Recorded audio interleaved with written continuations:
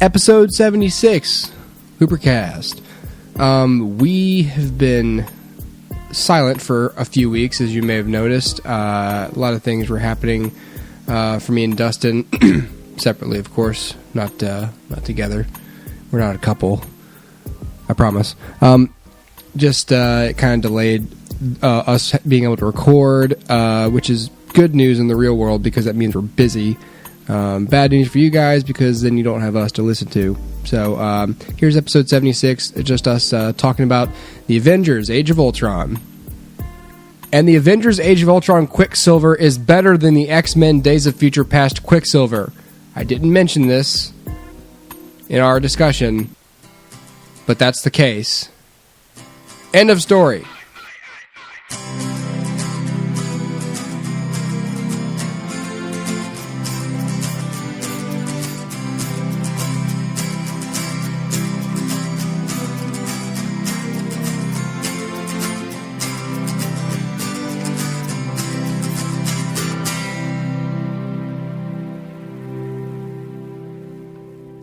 Well, hi, Dustin. Hello, Hooper. Welcome to the HooperCast, everybody. Yay. We've been away for a little bit. Some stuff was going on. I was on vacation. Dustin was not on vacation, but he had no time for you. Correct. I don't make time for people in my personal life. Although one of our waiters on the cruise ship was from Indonesia, and I came this close to asking him, like, "Have you heard of the HooperCast?" Have you? Oh, that would be crazy. Perchance, and he'd be like, "Oh my God, are you him?" You're Hooper? Oh my God, please. Here, Can I get your autograph? Take my watch. Let me take a selfie with you. I'll put it on Instagram. Yeah. So I know we're a little behind, maybe. We're as up to date as we have the resources to be in bringing you our thoughts on the Avengers Age of Ultron. We're recording this on May 5th, the Tuesday after the United States or the North America release. I've seen the film twice. Dustin, I think you've seen it once. I have, just once. Okay. And so we're going to kind of bring you our condensed thoughts because Dustin and I could talk for hours about this film. We really could. So I guess just a brief rundown of the plot. If you've been keeping up with the Marvel films, you sort of know the context of what's going on. If you haven't been, essentially what's happening is the Avengers have found this area where Hydra is operating, essentially, just to dumb it down, and where they still have Loki's scepter from the first Avengers film. And in the course of raiding this compound and all that, they uncovered this... Here's the only thing I'm lost on. Because they established that Bruce Banner and Tony Stark have been toying with the idea of creating like this global peace initiative, this peacekeeping robot, this idea of Ultron, and that they decided there's no way we could ever do this. It's just too complex. But then something about the compound changes that. And is it something they found in Hydra's computers? Is that what we're meant to understand? I think it was. I think it had to do with Loki's staff. Or his scepter, that by analyzing that for a few days before Thor takes it back to Asgard, they're able to crack some sort of something in there. Because of the stone. Okay, that makes sense. So essentially, that's what they try to do. Long story short, it goes wrong, and Ultron, the being that's created from this artificial intelligence, decides that in order to bring peace to the world, he would have to wipe out the Avengers and, I guess, more on a macro level, humanity. Arguably the film's biggest plot hole for me, just because then by eradicating humans, you're eradicating the people that you're trying to save from war by essentially waging war. And, of course, that's why he's a villain and blah, blah, blah. And I get that that's the most efficient way, or the quickest, the surest way to wipe out war and create peace is to eradicate human beings. But it's a little too two-dimensional of a doomsday plot. Basically the Avengers will have to fight him and his resources throughout the film. We're introduced to two new characters, Quicksilver and the Scarlet Witch. Three, yes. And the Vision. Yeah, and the Vision. This is a spoiler-filled podcast, just so you know. But to be fair, the Vision's in the marketing. He's on a poster. He's in the posters. Yeah. So. Yeah. Yeah. So yeah, we're introduced to him as well, and all three characters of whom turn out to be good people. Thank God. By the end of the film. But right. I was correct in assuming, by the way, that Pietro and Wanda would begin at least as antagonists. Sure. Yeah. Because I noticed throughout the things I'd seen, you don't see them with the Avengers very often. I wonder if they're bad, and they were, and then they turn out to be good and stuff. Yeah. So, I guess overall, I'll just give my quick sum up thoughts, and we can get into the nitty gritty. I really enjoyed this film. I tried to keep my expectations low. I couldn't keep myself from watching trailers, but I tried not to watch the most recent ones more than once. That first one, I watched it like 10 times. I loved it. But I tried not to watch the stuff that was sooner and that had more finished effects and stuff. Because after you see the film, you realize some of those shots in that first trailer, that because they're unfinished shots, they thereby don't give away context of where they take place. Like, you don't realize that her screaming in that first trailer is after her brother dies. Right, exactly. And that she's surrounded by robots. You're just like, well, I don't know what's going on with her. She seems upset. Yeah, but, exactly. So it helps. It provides the tone without giving away details. So I appreciate that. But I was very much enjoying this film. I thought that most of the events and the motivations made sense, and the only things that didn't to me were things that I learned were cut for time, so that half excuses it. I mean, you can't fully excuse it because it's still, the film as it is incoherent without the pieces. Exactly. But you don't fault them creatively because you know they thought of it and they just had to cut it. Exactly. But I was very satisfied with the amount of action in the film. There's like 2 or 3 times the amount of action scenes in it. And I think the film overall is much better paced than the first one. The first one's meadows were very long and kind of sleep-inducing. It's true. And this one has much more dispersed action beats, and they deliver just on every scale. So overall, I'd give the film a thumbs up. But if you look too closely at it, as Dustin will demonstrate, there are problems that are familiar to Marvel. I think you'll be sad if you haven't seen this film. I think you'll be satisfied with it. But if you're going to come out with a complete, if you want the full package, like entertaining and makes 100% sense, you won't get that. Sure. So, and for me overall, I think that it's not unwatchable. I think it's a lot of fun. I think to me though, it's a Saturday morning cartoon kind of fun. It doesn't do anything to me that is deep enough to really warrant its live action presentation. And with this caliber of performers, I feel like they were underused a lot of the time. I think back to, and I thought about this during the film, towards the end of the 1990s Spider-Man cartoon, Spider-Man kind of teams up with Captain America, Iron Man to defeat the Red Skull, and it's a little more Avengers-oriented.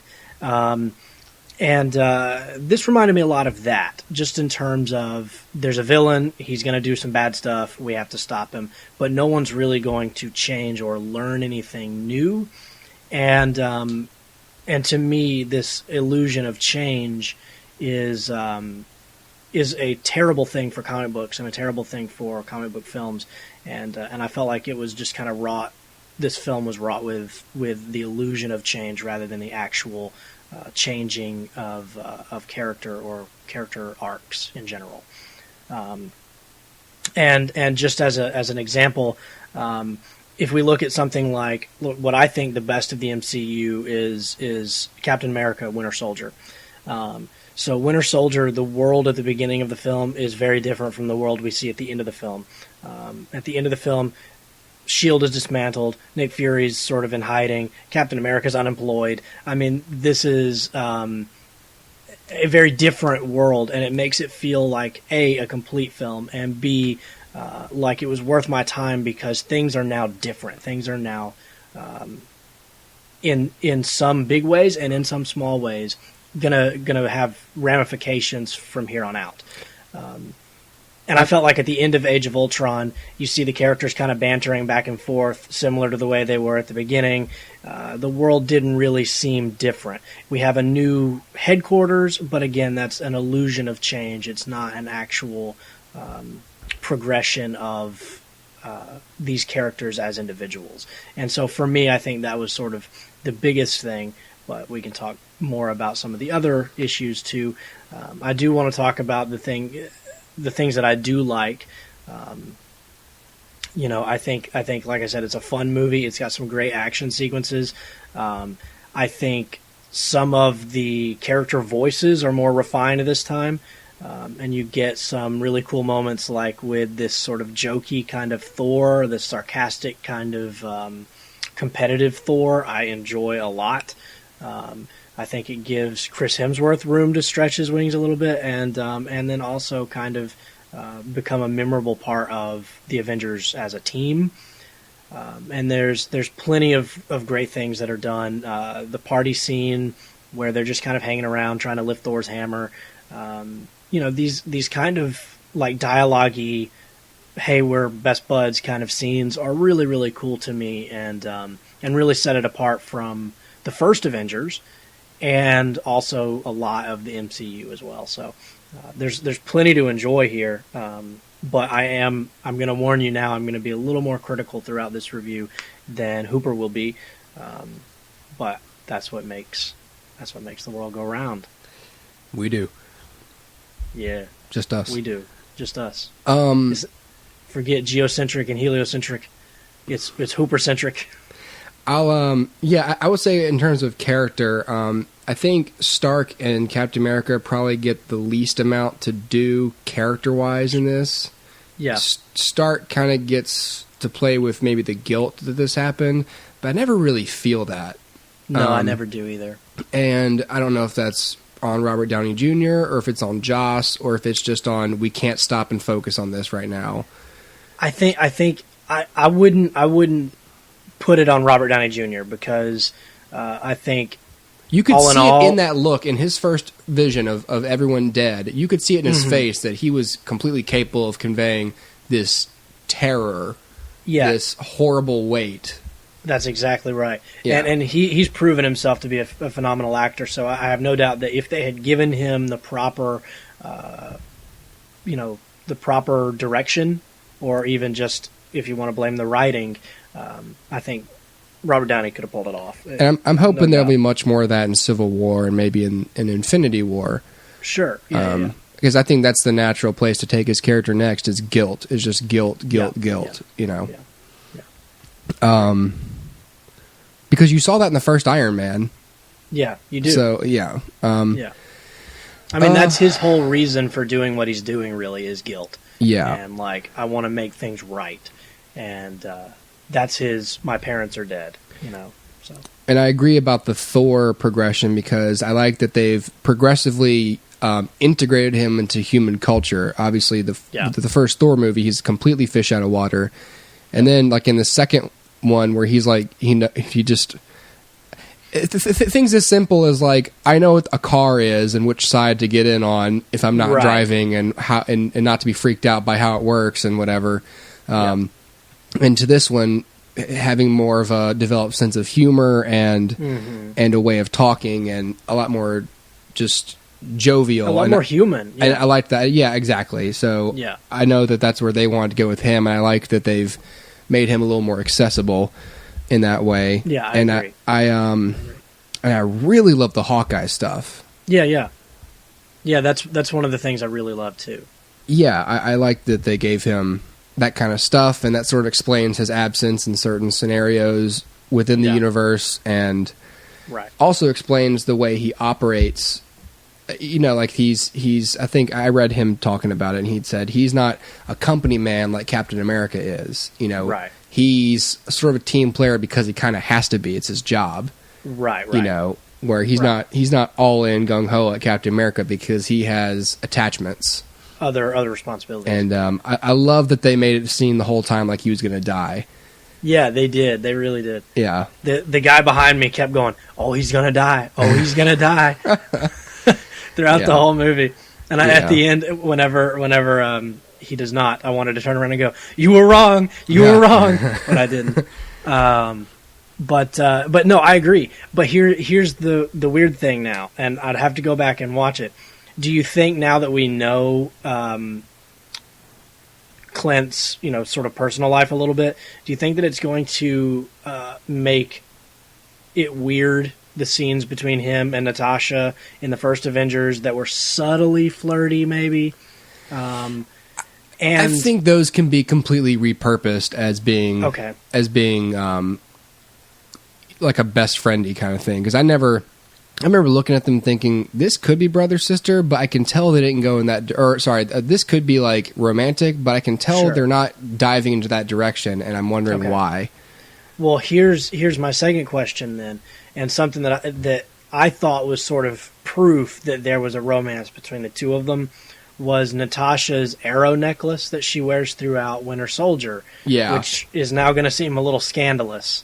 But I don't know. Why would she have an arrow necklace if not for a romantic?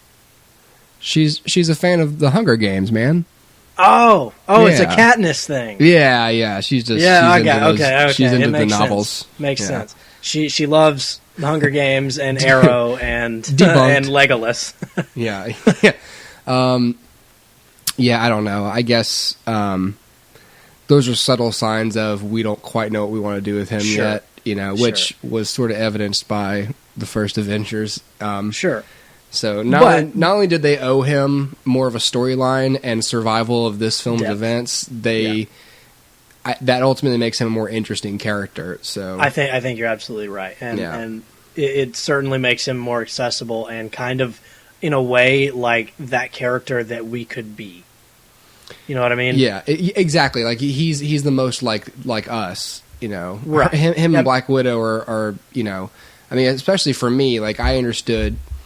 Not that it's hard to understand, but I mean, I'm married, I have a kid, and when you think about, man, the kind of stuff that this guy goes through in his day-to-day life and what he has to lose if he fails, what he carries with him, that puts a whole new meaning to the risks he takes as an unpowered individual. Yep.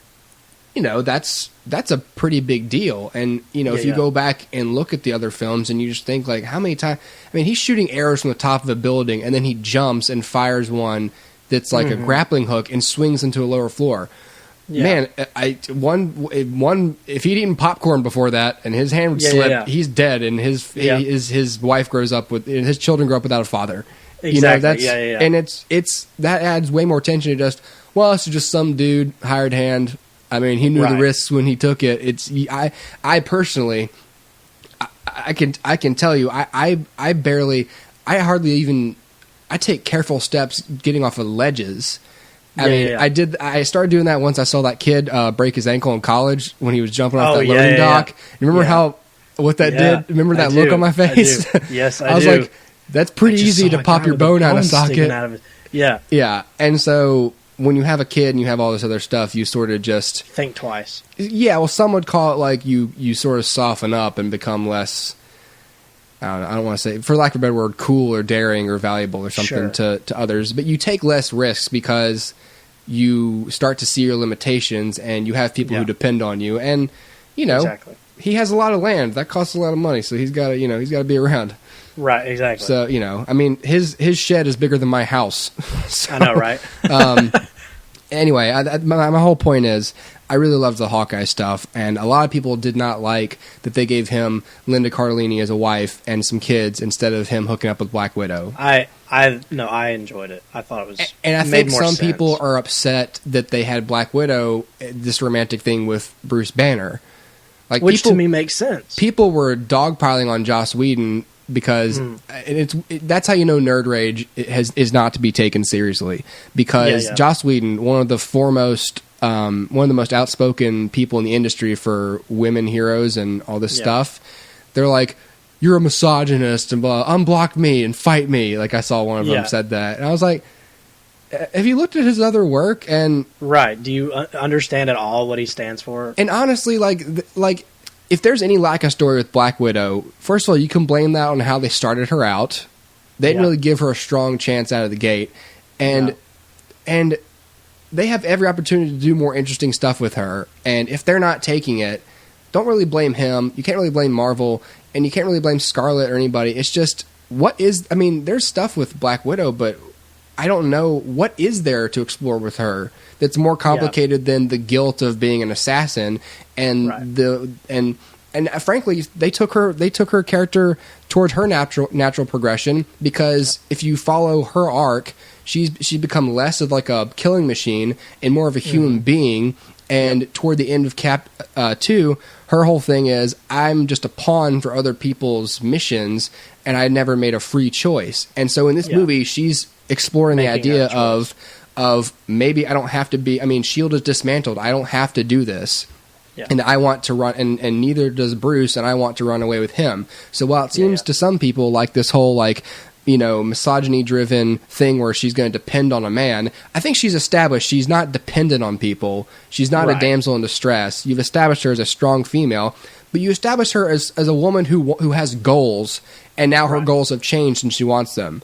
And I guess because her goals include a romance with a male, that somehow makes Joss Whedon an asshole. Well, this is a whole branch of feminism that believe that in order for a female character to be strong, she cannot have romantic feelings toward a male, because that undermines her singularity or her ability to operate on her own. And I don't think that that's true, because everybody wants somebody. Yeah. Like I've yet to meet somebody who goes, you know what, I'd rather probably just die alone. So that makes it relatable. Yeah. And who cares if it just happens to be with a man? I mean, anyway, yeah. Yeah, and I like her whole thing with Bruce Banner. I think it's adorable, and I do too. And I think it makes perfect sense. Yeah, and I also like that that doesn't come completely to fruition at the end of the film. Yeah, it's not like in one movie they fall in love and run off into the sunset.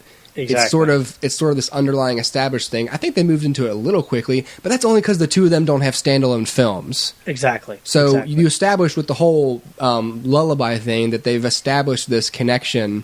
Which by the way, I love that lullaby thing because it would be very easy for them to use someone like Captain America to do something like that, like let me talk you down. Mm-hmm. But to ask an assassin to do it, like to me is an interesting. Well, and it sort of implies there's a point to why they ask Widow to do it.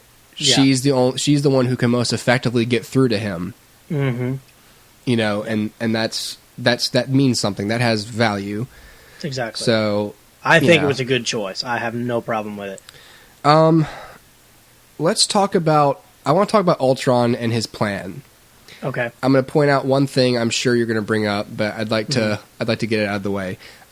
His plot, I realized through another podcast, is the same plot from G.I. Joe Retaliation. It is. And as soon as I made that connection, I was like, oh no, now I know how Dustin feels about the movie, because we agreed not to talk about it. And then I heard that, I was like, uh-oh, I know where he's going. I know where he's going to go. It's true. But can I say for Ultron that he is performed brilliantly. Oh yeah, by James Spader. I love his creepy voice. Yeah, and I love how he was written, and I just love his. I love it. I loved it. I loved how he was performed. Now, I did too. I'd like you to talk about how you feel about him as a villain, effectively, like in the overall scheme. Okay, like his usefulness in the narrative. Okay, so we can start off where he's created, right? So literally he's created and becomes evil in about the span of 45 seconds. Just through literally... Before you even see him on screen. Yeah, it's audio only, like conversation between James Spader and Paul Bettany, just talking back and forth, and then he becomes evil. I guess because he looks at some footage of war and murder, I guess, and he's like, oh, well, I guess I need to do something about this. And so he does. But to me, that does not... It's very hard for me to latch on to a character, which I know he's a villain, but you still have to be able to connect with him and understand him and even if you don't want him to succeed, you have to understand his motivations. And for this, I don't really quite understand his motivations. I mean, I understand them on paper, but I don't really understand them in terms of how did he get there? I mean, he's created, and he's like looking through files on all the Avengers, and he's like, okay, so here's some people, and they're trying to do some stuff, and in my opinion, they're hurting the world's, ability, humanity's ability to evolve. Let me do something about that. Okay, I'm done. You know what could have stopped him? If he had just watched like some cat videos, been like, this is all right. They're pretty good. Oh yeah, I like these cats. I mean, as long as they keep making these, I'm okay. I need to go buy a couple cats. Yeah, and he just becomes like a cat robot lady. I was gonna kill you guys, but this is some funny shit. But I have like 8 cats on me right now. They're all just purring. Yeah. So to be fair, first of all, he becomes evil in 45 seconds. I can't really latch on to that. Second, and the idea of a machine feeling superior to a man is not a new idea. It's not an original idea. It's something that's been done to death. So in order to do it again, you've got to give me something new. And him looking at war footage and being like, oh, I got to do something, isn't new. I can't really think of an example of that happening before, but it feels like that probably has happened before. Like, oh, murder, humans are bad. Okay, I'm going to be a villain. So those two things seem a little cliche, and then, like you said, his plan is just G.I. Joe retaliation, so I've seen that before too. It doesn't make a lot of sense in terms of, this is a nitpick, I guess, but when did he have, I don't know how long this movie took, like what the span of time was, a few days maybe, but dude put so many turbines underneath Sokovia and on top of Sokovia, like, I don't know how many people he had working for him, but they had to be working around the clock, which I know they're robots, so they can, but like in 5 days to do that many turbines, that's a lot of work. I don't know that could happen. Anyway, I'll let that go. I'd like to have them like fix my bathroom. I bet they could do it in like I know, right? Yeah, exactly. Like 30 minutes, done. Boom. Yeah. New house. Yeah.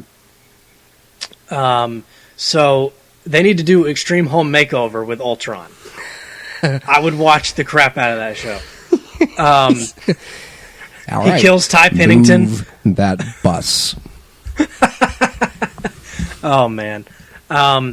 But okay, so let's talk about his depth as a villain, right? So he poses a physical threat to the Avengers. They can showcase their butt-kicking abilities against him. Great. But let me remind you of two other villains that I think were in some ways better than Ultron. So let's talk about the first Spider-Man film, the Sam Raimi film. Goblin has some children in one hand and Mary Jane in the other, and he says, do you let die the woman you love or suffer the little children? And he drops them both, and Spider-Man now has to make a choice. So we're not even talking like the stakes aren't like the world is going to be annihilated, but rather, how do you as a hero prioritize? How do you as a hero make tough decisions? This tests Spider-Man's mettle. It tests his mind and his moral action as much as it does his physical capabilities. So to me, that makes it for a deep villain. Now, let's look at Man of Steel. It can be argued whether or not this is done well, but let's look at what these characters stand for. General Zod stands for Krypton. He's doing anything he can to protect Krypton. Superman will do anything that he can to protect Earth. But Superman also has an emotional tie to Krypton, and in order to save Earth, he has to lose Krypton forever. Superman now has to deal with his loyalty being tested. Am I loyal to my adopted home or to Krypton? And I have to choose. Now, whether or not Zack Snyder and David Goyer did a good enough job of really explaining that that's what was happening, that's arguable. But that's what it was. That was the test. And when Superman breaks Zod's neck, that scream that he lets out is not just, I had to kill a man, but also, my whole world is gone. My home world is, I've lost it forever. And to me, I can see that in the scream, although it's so, they don't do anything to really make you as the audience member realize that's what's going on. But to me, again, that's a deep villain because he's testing the mettle of the character. And I don't feel that same way with Ultron. While he poses the physical threat because he's got an army that you have to fight, and he's a strong dude, I just don't see the same testing of morality from Ultron. Now, I'll give you an idea of how it could have happened, and this is just off the top of my head. Last night when I was sort of writing out a few notes, the idea could have been, let's test Tony Stark as a character. This guy who's committed to science, this guy who's committed to progress and committed to making the world a better place. How does he destroy the greatest thing he's ever built? How does he destroy the greatest technological invention ever? Mm-hmm. You know, a sentient artificial intelligence with a body and the ability to, you know, make decisions on his own. How do you, as a man, destroy that thing? Especially if in some perverse way you see it as a child. This is, you know, these are deeper ideas, and they would directly affect Tony and give him an arc through the film. Now, I don't know what they originally had planned. I don't know what was cut. I don't know what, you know, was lost in the shuffle. But to me, that would then make Ultron a little deeper than he was. And so to me, again, like a lot of these MCU films, the villain is a little Saturday morning cartoonish. It's just, let me give you a way to showcase your powers. Yeah, I think more of an emotional tie between him and Tony Stark as a two-way street. Like, yeah, for Tony to feel a little bit more attached to him, and for him to feel some sort of, not loyalty to Tony, but some sort of like any sort of like father-son gone. I mean, you wouldn't explore it that deep, but he should feel as Tony's creation and Banner's, but mostly some Tony, sort of like, I'm sorry I have to do this, but you're part of the problem. Not so much like, what's up? Yeah, I'm just going to kill you. Yeah, you're just another person to me. But this leads me to another point. This leads me to another point, which is Jarvis or the Vision. Mm-hmm. So when Vision is born in this body, the physical form, there's no hint that this is the Jarvis we've been following, and I found that super disappointing.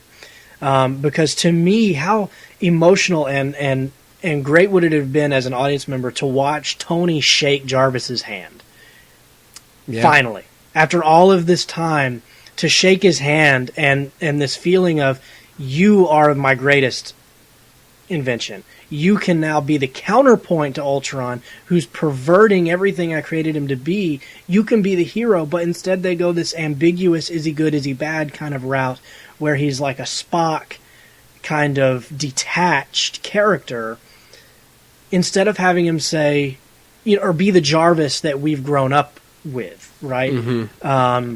He could have been interested in Tony, right? He clearly had a bond with Tony. Mm-hmm. Why is the bond gone when he's in a physical body? And by the same token, why is Tony's bond with Jarvis gone? This is Jarvis you just put in a body, but he never refers to him as Jarvis. He never hugs him, or, you know, and I know that would be a little out of character for Tony, but he never treats him like the child that he is. Yeah, I think from my point of view, I think the point's a lot more prescient for why doesn't Tony feel attached to Vision? Because it's essentially Jarvis.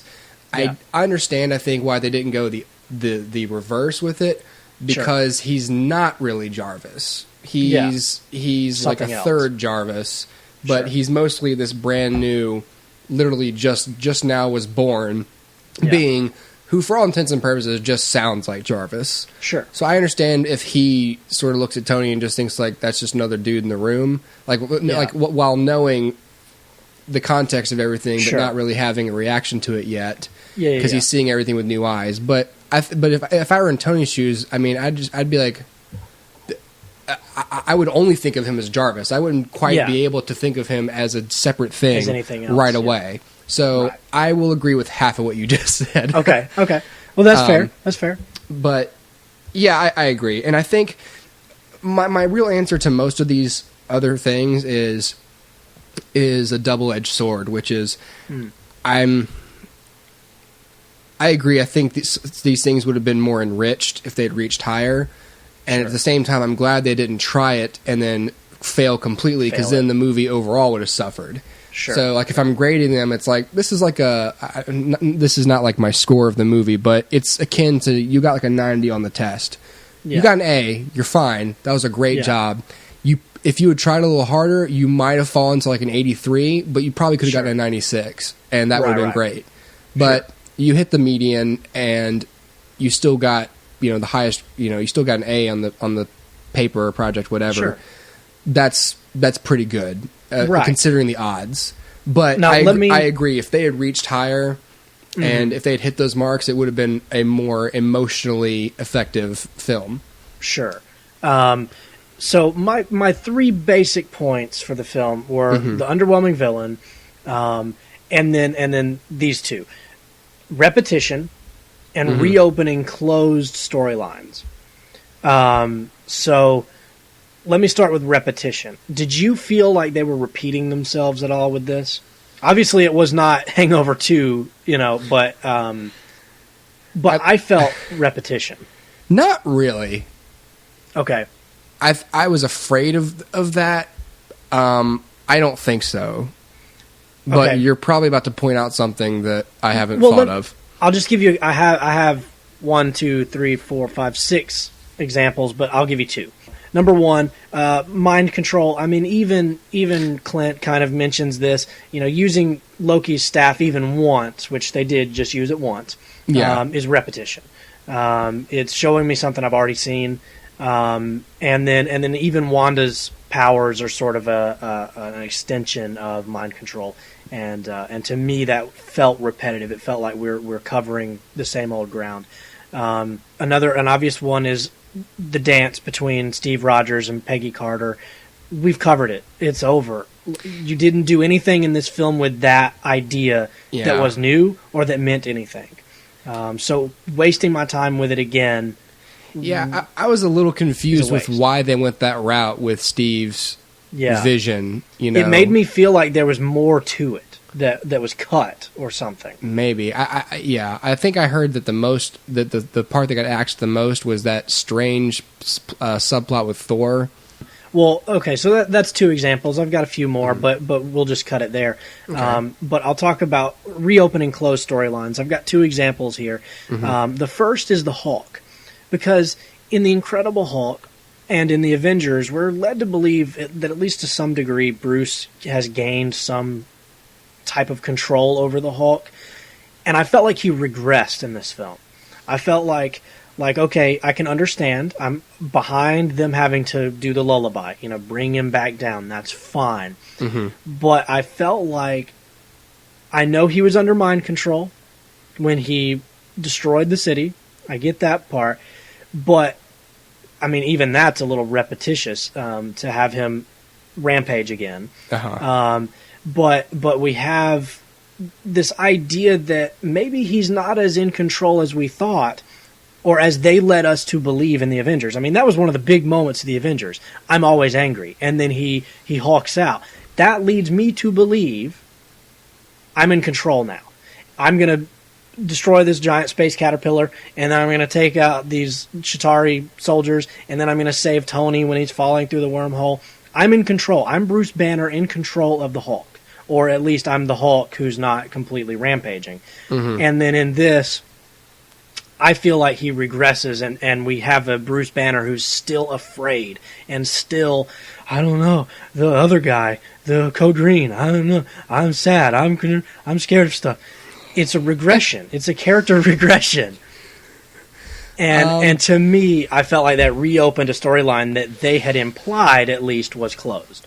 That's another halfway for me. I see a little bit more. I think I see a little bit more of a nuance in how they're striking it. To me, with the Ed Norton Incredible Hulk, it was they were still in. This is the Bruce Banner who's trying to cure himself thing. And so he's on pins and needles, and he's only begun to try and explore ways to keep his anxiety down.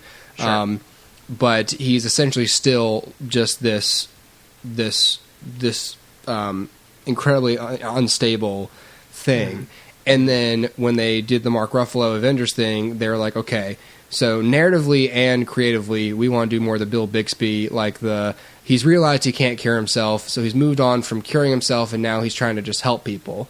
And so this is the guy who figured out, well, if I'm going to help people, I have to get it under control for the most part. And this is a Bruce Banner who knows, and in this film too, like in the Avengers, I completely understood the situations where how they justified when he would lose control and when he had control as being based on expected and unexpected scenarios.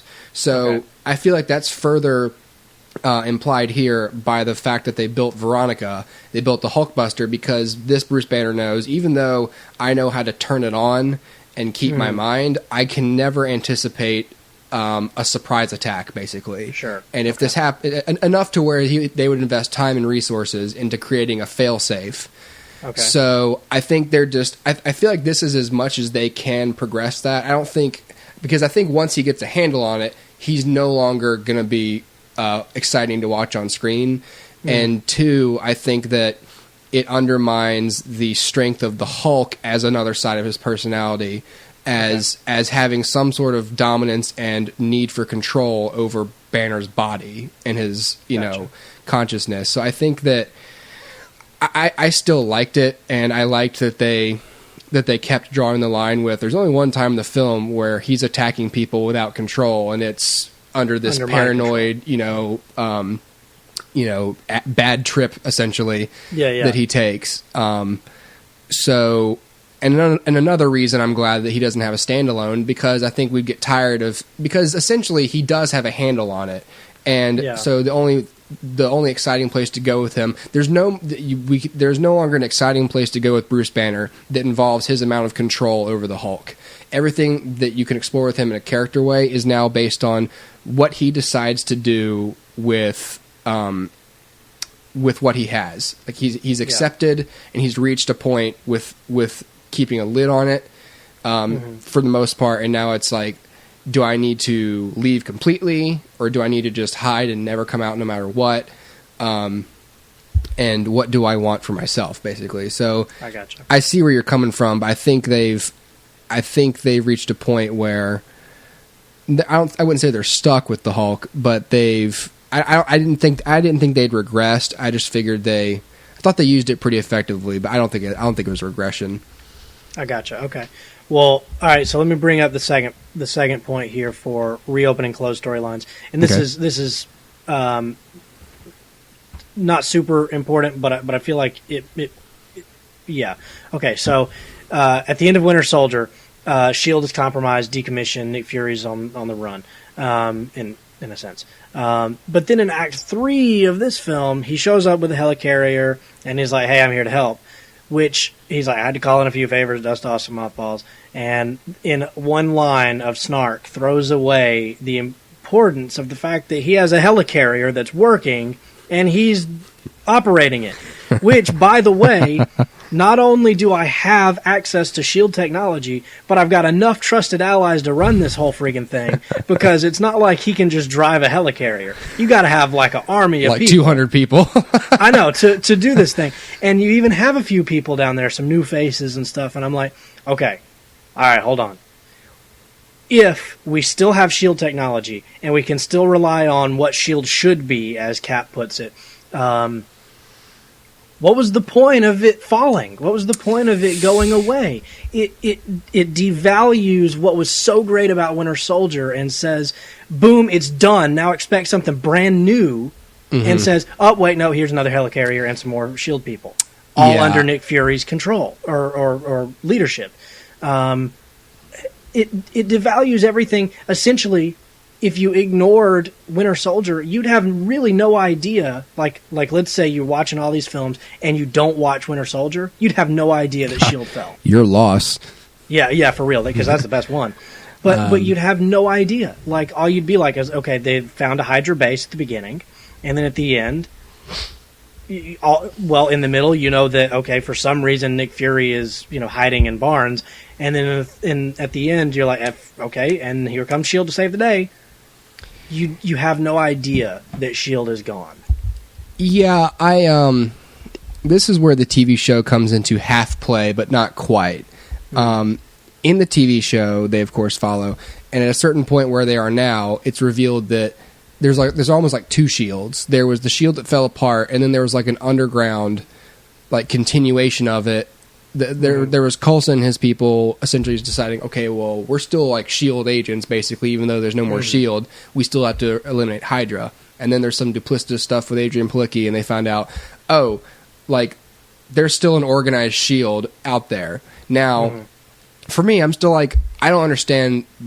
I don't know if that's shield reorganizing after the fall, essentially cutting off the gangrenous arm that is the official shield, and saving the body that's the real shield, and just operating in the shadows until they get their ducks back in a row.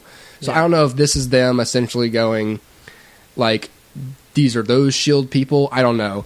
I will say that Joss himself has said he regrets starting the TV show because, or at least keeping Coulson alive in the TV show, because they don't acknowledge, or they don't really acknowledge anything that's happening in the TV show in this film, because it really doesn't serve the greater universe that much. That's one of the problems we saw coming with the TV show is, are we going to have to watch it to know what's going on in the movies, or vice versa? And the answer is mostly no. To answer the question of how is S.H.I.E.L.D. all of a sudden here at the end of this movie, my essentially thing is because they read the script.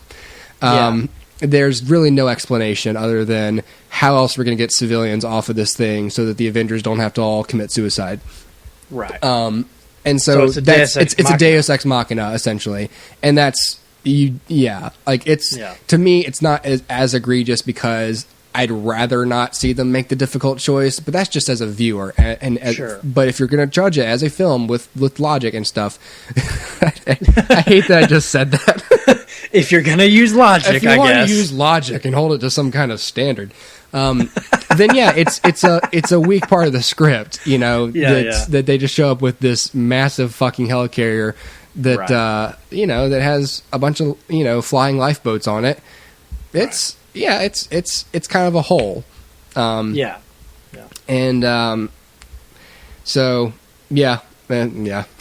you're right. So I guess overall my thing is I felt like some of the elements were repetitive. I felt like some of the elements were undermining previous storylines. And I felt like the villain was kind of bland. And like you said, Stark and Captain America aren't given a whole lot to do, and it's a shame since Captain America is probably my favorite of the bunch. And then Thor, probably my second favorite, gets to go on a vacation halfway through the film. Is a little strange to me, and I'll tell you overall, I felt like this was more of a setup for the next two Avengers movies than its own proper Avengers movie. See, it's weird because I heard people saying that. I didn't feel that way. I felt if anything, and I'd heard some people saying they wished there was more of an emotional, that they wished there had been more of a how they're supposed to feel going into Civil War. There are people who thought that that Captain America and Stark were not at disparate enough points of view at the end of the film. Like, they end the film with a handshake. And there's some people who are like, why aren't they more at odds to set up Civil War? And it's like, because, there's still some stuff because they're just starting to shoot that movie, and they don't, it's hard, it's easier to cover up a continuity error if you don't spoon feed, it's so directly. And if you don't treat it as much of a cliffhanger as it probably could have been. Right. Now, seeing it a second time, I did see, because I remember at the end being like, what'd they set up? And then I rewatched it, and I was like, okay, I get this. Thor got kind of shafted in terms of story this time, just because there's all this other stuff where he goes to Selvig, and they basically figure out that there's like these thin walls between the universes that's in these pools, and these beings show up that are essentially like the muses or the psychics or whatever in Norse mythology, and they possess him, and Selvig asks a bunch of questions, and he answers in like different Hemsworth answers in like different voices and stuff, and that's how they figure out the whole Infinity Stones thing. And they had to cut it because the test audiences weren't responding to it, And I think Joss said it was between either that or the Hawkeye stuff that was going to go, and he wanted to keep that. Hawkeye. And so they condensed, essentially. And, you know, I will admit, that was the part where I was the most confused in the film. Like, I understood in the Infinity Stones just from knowing what direction they're going in. But in terms of, like, I remember they're just, all of a sudden they're in a cave, and he gets in the water, and he knows what's happening. I was like, what? Mm-hmm. Yeah. But that's why it's so confusing, is because that was pretty much cut. And so, but I will say that unlike any of the other, unlike the first Avengers, this gives Thor a clear and important thing he has to take care of. Right. Because at the end of the first one, he has the loosest connection between all the movies. He's, you know, Cap obviously is changed from the first Avengers, and that's fueling what he does for S.H.I.E.L.D. Stark's experience fuels how he approaches Iron Man 3. But Thor, between the Avengers and Thor 2, is basically like, all right, so I brought my brother back for trial, and now I'm just kind of going around and fighting. It's the loosest connection. So now he has the strongest connection of the three of them to his next film, being that he's the most directly involved with the overall plot of the MCU now. He's got to figure out about the Infinity Stones. He's got to figure out why his whole world is going to descend into hell, and so he has the most clear mission at the end of this, whereas everyone else is sort of up in the air, as far as I'm concerned. No, this is true.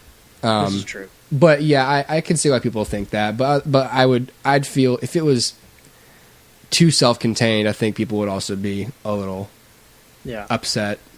And it's true.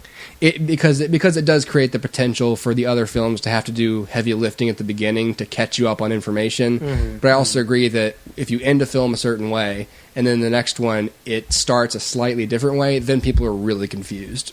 Whereas if you just leave it ambiguous and then you start the next one, they connect the dots faster. Right, I gotcha. So let me bring up one more thing, and it's something that we've talked about before, so we don't have to spend a lot of time on it. And it's also something that made me go, they did it a freaking again, which is Thanos. All right, we've talked about this before. We've seen Thanos a total of three films now. So at the end of Avengers, dude smiles. At the end of during Guardians of the Galaxy, he sits in a chair. In this one, he finally gets up out of that chair and goes and gets himself the Infinity Gauntlet. Where's the remote? Pretty much, yes. He gets up, he goes and infiltrates a place to get a thing, and gets said thing, succeeding in his mission. And we don't even get to freaking see it. All we get to see is the dude freaking smile one more time. You've got to be kidding me. That in credits thing made me madder than any of the in credit teases so far. Because all I want is for them to give me a reason to be scared of this man. All I want is for them to give me a reason to say, oh man, those next Avengers movies, they're in trouble.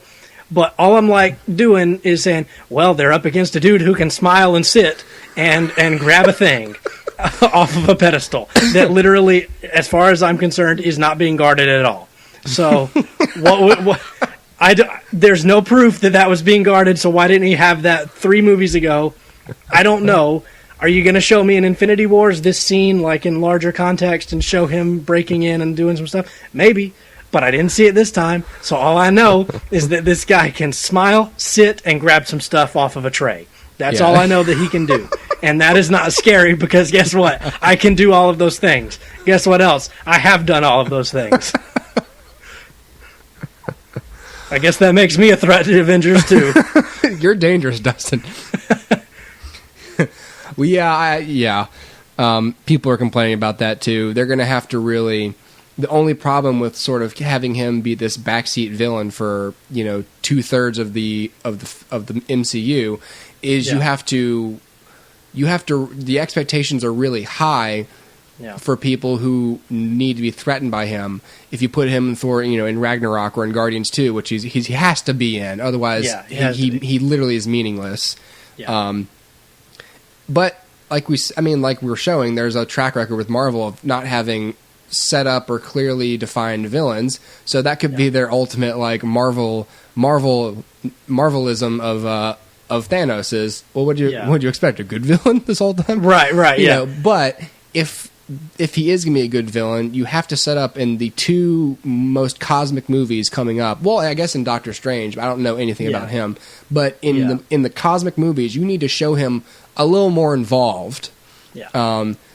In at least, even if he doesn't directly affect, even if he's not a direct participant in the plots of those films, he's got to be in them, at least gathering information and killing people while he's doing it. You have to understand that now now the villain is active and he's dangerous, and you need to explain why. Right. This is true. I just don't want another hurriedly explained villainous plan. Yeah. So that's probably Marvel's biggest challenge in wrapping up all these Avengers films. But then they've showed, at least with viewers like me, that they can satisfy the majority of their audience without people looking too closely at the villain. But they don't fool you, Dustin. Well, You're it's not that I don't... I feel like I'm taking crazy pills here. No one sees this? Well, the thing is, I told Sarah, I told my girlfriend, I said, look, the weird thing is, everybody that I've been talking to is like, oh, wasn't it amazing? And I was like, it was good. Yes, it was good. But I feel like I'm so lost. Like, did I miss something? Like, am I the idiot? Because I have to be the idiot. Because I feel like when you said I saw it twice, I was like, oh my God, I should see it again. Oh my God, I've missed something so drastic. You've come down from the mountain like Moses, or you've come out of the sweat lodge and been like, don't you see? Don't you see? Don't you see? You can't bow down to that idol. You just throw the tablets down like they don't. A stack of comic books. I throw it down. The stack of all the first drafts of all these movies. Like, there's nothing in here. There's no substance.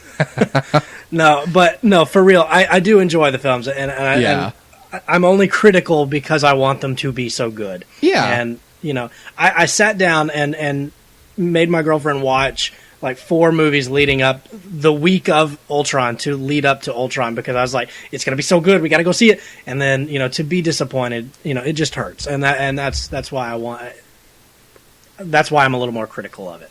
Yeah. So, anyway. Yeah. Well, overall, I mean, it's both sad, and we've talked about this before, so I don't really want to get into it. It's both sad and not, that my favorite films at the past few years, and the films I look forward to the most and that I rewatch the most, are these films. Yeah. You could argue that, wow, that's horrible. The Marvel machines really sucked you in.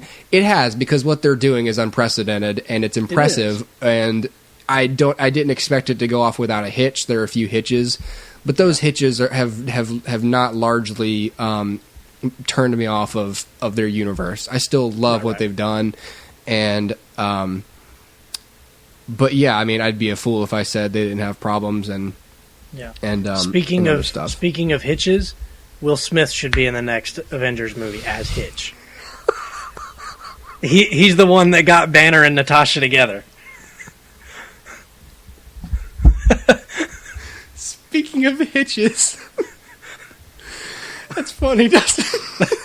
I'm serious. You think I'm joking? Infinity Wars featuring Hitch. It should say Feet Hitch. I don't think at the bottom. I don't think he can appear in any Marvel films now that he's in the Suicide Squad. Oh well. Yeah, that's probably a that's Marvel's loss. Part of his contract to not have Hitch. They need to just do a comic series then. Hitch the series with his sidekick Kevin James. Stop. Kevin James be the Red Hulk. No CGI. just give him in a his sunburn. Kangol hat backwards. Just put him in the sun with no sunscreen. Give him a sunburn, and then start rolling the cameras. And then tell him something like, you're only going to get. You have to do Paul Blart movies for the rest of your life, and then watch him go on a temper tantrum. Just tell him no craft services.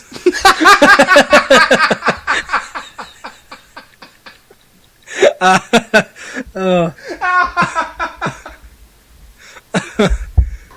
my God. You can only make Paul Blart movies from here on out. Oh, that's not so bad. For free. What? What? No. Oh my God. All right. All right, you guys. Well, that's it. We're gonna have to push our Daredevil discussion for another episode.